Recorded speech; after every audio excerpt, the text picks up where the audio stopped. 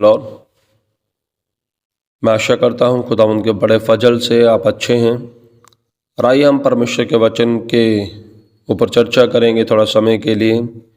हम बात करेंगे कि पहली सदी के परमेश्वर के दास, प्रेरित और कलीसियाएं किन संदेशों को प्रचार करते थे और कलीसिया किन संदेशों के ऊपर निर्माण की गई, कलीसिया की फाउंडेशन, कलीसिया की नींव कौन से संदेशों के ऊपर डाली गई और अंत तक कलीसिया किन संदेशों पर खड़ी रही।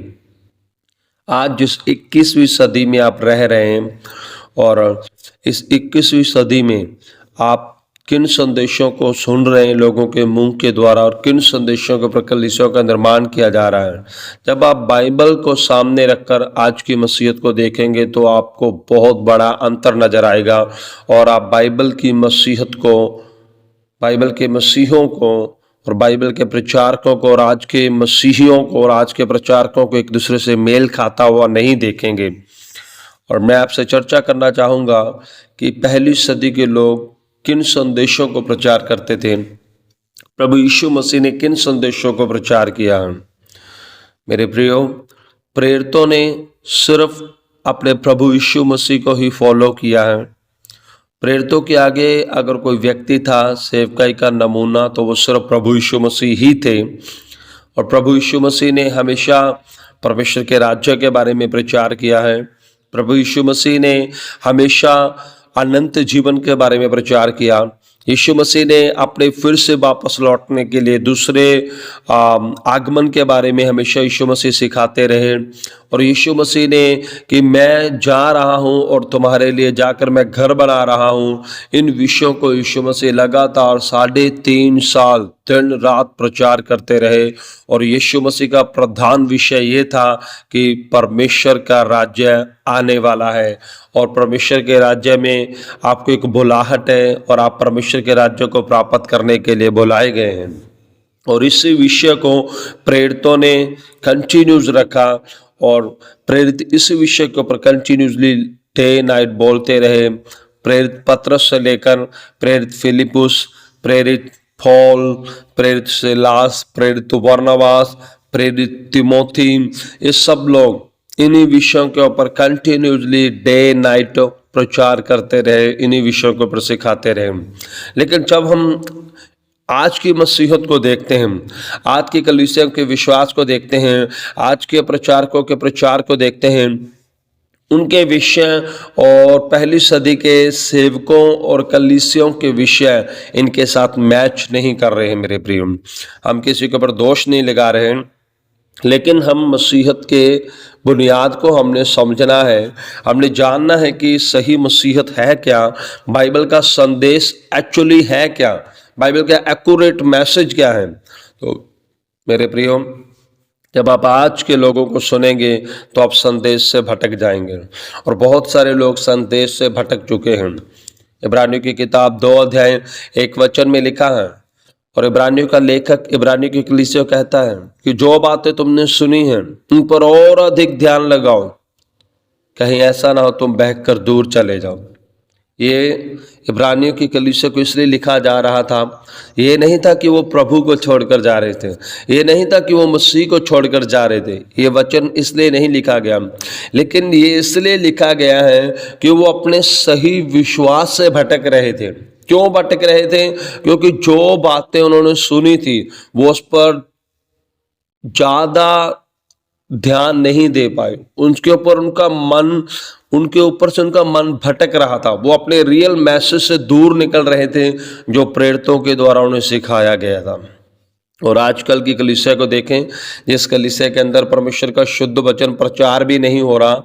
आजकल की धरती पे देखिए, इस धरती के ऊपर, जिस धरती के ऊपर सही वचन को प्रचार भी नहीं किया जा रहा, तो आप सोच सकते हैं कि ये लोग कितने ज़्यादा परमेश्वर के रियल वचन से और बाइबल के संदेश से, बाइबल के मैसेज से कितना ज़्यादा दूर निकल चुके हैं। जब आप आज के संदेशों को सुनते हैं, आजकल की कलीसियाओं को जो संदेश अच्छे लगते हैं, आजकल के प्रचारक कलीसियाओं को अच्छे लगने के कारण जिन संदेशों को प्रचार करने के लिए मजबूर हैं, वो संदेश क्या है? वो संदेश हेवनली नहीं, वो संदेश ओनली वर्ल्डली है। वो संदेश सिर्फ इस पृथ्वी के हैं, इस धरती के हैं, और उन संदेशों की शुरुआत भी इस पृथ्वी से होती है। उन संदेशों का, उन प्रचारों का अंत भी इस पृथ्वी पर होता है। और दिन और रात कलीसियाओं के लोग अपने प्रचारकों से सिर्फ इस पृथ्वी के ही संदेशों को सुन रहे हैं। इसलिए स्वर्ग के बारे में उनको कोई भी कायल नहीं है, इसलिए उन्हें बाइबल के सही संदेशों के बारे में कोई जानकारी नहीं है, बाइबल के सही संदेशों के ऊपर उनका मन नहीं है। और जब आप आज के संदेशों को देखेंगे तो क्या प्रचार किया जा रहा है मेरे प्रिय, अब देख सकते हैं लोगों को घरों को प्राप्त करने के लिए दिन रात प्रचार किया जा रहा है। बेबी ब्लेसिंग के प्रचार लोगों को किए जा रहे हैं, पैसे के, संपत्ति के बढ़ने के प्रचार लोगों को किए जा रहे हैं, बीजाओं के प्रचार लोगों को किए जा रहे हैं। और आप देख सकते हैं लोगों को संसार में और ज़्यादा प्राप्त करने के लिए, और ज़्यादा संसार में धनी बनने के लिए, और ज़्यादा संसार में ब्लेस होने के लिए, संसार में ही सब कुछ प्राप्त करने के लिए लोगों को प्रचार किए जा रहे हैं। और लोगों को सिर्फ शरीर के छुटकारे और चंगाई के ऊपर लोगों का कॉन्सेंट्रेशन चला गया है। लोग मसीहत को सिर्फ शरीर के ऊपर ही देख रहे हैं, शरीर से ज़्यादा लोगों को प्रचार नहीं किया जा रहा। कलवरी क्रूस को सिर्फ एक ही विषय के ऊपर जोड़ा जा रहा है कि यीशु मसीह सिर्फ केवल चंगा करने के लिए ही आए हैं। लेकिन चंगाई प्रभु ने क्यों दी है, चंगाई का मकसद क्या है, चंगाई के पीछे परमेश्वर का कारण क्या है, इन चीज़ों को लोग प्रीच करने के लिए सिर्फ फेल हो रहे हैं, और लोग समझने के लिए भी फेल हो रहे हैं। लेकिन जब हम प्रभु यीशु मसीह और प्रेरितों की शिक्षाओं को देखते हैं तो यीशु मसीह ने 3.5 साल डे नाइट, और 3.5 साल के बाद जी उठने के बाद 40 दिन इस धरती पर रहने के बाद एक ही विषय को यीशु मसीह ने कंटिन्यूस किया है, वो है किंगडम ऑफ गॉड, वो है परमेश्वर का राज्य। और यीशु मसीह के जाने के बाद ये विषय स्टॉप नहीं हुआ है, इसी विषय को फिर कंटिन्यूसली रखा गया है अपोस्टल्स के द्वारा, प्रेरितों के द्वारा। लेकिन हमारी सदी की कलीसियाओं ने इस विषय को तोड़कर अपना ही एक विषय ऐड कर दिया है, और वो विषय परमेश्वर का किंगडम नहीं है, वो विषय उनका खुद का किंगडम है कि वो खुद अपना राज्य बनाना चाहते हैं, खुद अपनी जड़ों को धरती पे ज़्यादा पसारना चाहते हैं, खुद उन्होंने धरती पे अपनी जड़ें गहरी कर ली हैं, अपने अपने अपने ठिकाने इस धरती के ऊपर ऐसा कर लिए हैं कि वो सदा के लिए इस धरती पे ही रहेंगे, और धरती के ऊपर ही उन्होंने अपनी सारी आशाओं को लगा दिया है। और आजकल के प्रचारक अपने प्रचार से उनकी सारी आशाएं धरती के ऊपर लगा रहे हैं, सब कुछ धरती के ऊपर लोगों ने अपना जमा कर रख लिया है।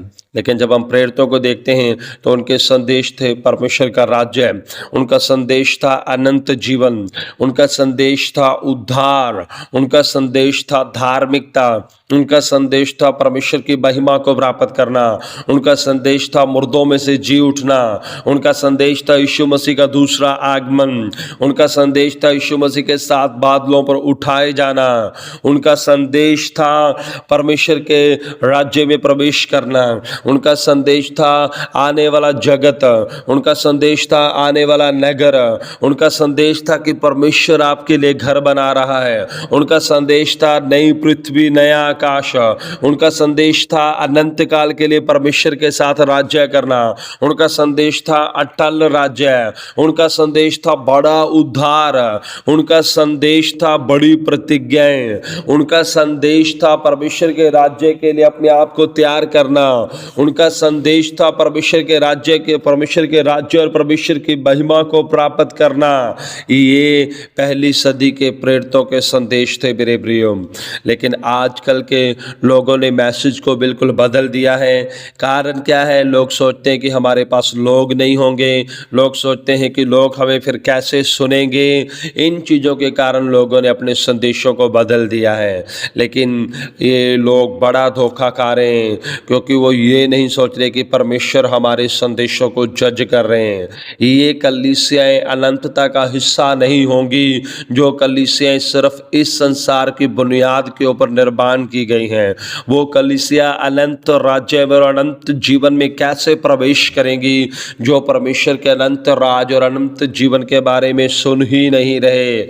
जो लोग दिन रात परमेश्वर के राज्य का कायल प्राप्त नहीं कर रहे, एक व्यक्ति कैसे उसके हृदय में परमेश्वर के राज्य का कायल प्रवेश करता है जब वो दिन और रात परमेश्वर के राज्य के बारे में सुनता रहता है, आने वाले जगत के बारे में सुनता रहता है, आने वाले नए आकाश और नई पृथ्वी के बारे में सुनता रहता है, यीशु मसीह के दोबारा आगमन के बारे में सुनता है, मुर्दों में से जी उठने के बारे में सुनता है, एक ऐसा घर जो परमेश्वर उनके लिए तैयार कर रहा है जब उसके लिए सुनता है, जब इन विषयों के एक विश्वासी कंटिन्यूसली अपने पूरे विश्वासी जीवन में सुनता रहता है, उस समय उसका हृदय इन विषयों के साथ बंध जाता है। लेकिन आज सोच के देखें, कलीसिया के हृदय कितना दूर निकल गए हैं। प्रचारकों की जुबानें बाइबल के सही मैसेज को प्रीच करने के लिए कितनी अपरिपक्व हैं, कितनी लड़खड़ा गई हैं, कितनी बंद हो गई हैं कि वो सही मैसेज को बोल ही नहीं पा रहे मेरे प्रियो। और धरती के संदेश, धरती की बातें, लोगों को पसंद आने वाली बातें, प्रचारकों की जुबानें इतनी एक्सपर्ट हो गई हैं कि वो दिन रात उनको सिखाते रहते हैं, दिन रात उनको सिखाते रहते हैं मेरे प्रियो। हालेलुया। और जो लोग प्रभु के दास कलीसियाएं मेरे संदेशों को सुन रहे हैं, प्लीज़ आप बाइबल के संदेश में आ जाएं। प्लीज़ अपने विश्वास को बाइबल के संदेश में लेकर आएं। प्लीज़ अपने प्रचारों को बाइबल के संदेश में लेकर आएं, अपनी मिनिस्ट्री को बाइबल के संदेश में लेकर आएं, ताकि आपकी मिनिस्ट्री, आप और आपकी कलीसियाएं परमेश्वर के अनंत राज का हिस्सा हों, परमेश्वर की महिमा का हिस्सा हों, मुर्दों में से जी उठने का हिस्सा हों और परमेश्वर के नई पृथ्वी और नए आकाश का हिस्सा हों। प्रकाशित वाक्य 21 अध्याय का आप हिस्सा बन सको। जब नई पृथ्वी और नए आकाश का निर्माण हो पाए जाए, उस जगह पर एक कलीसिया पाई जाएगी, उस जगह पर एक कलीसिया सदा के लिए रहेगी। और वो कलीसिया ये कलीसिया नहीं होगी जो दिन रात सिर्फ धरती के विषयों के ऊपर मन लगा के रखती है।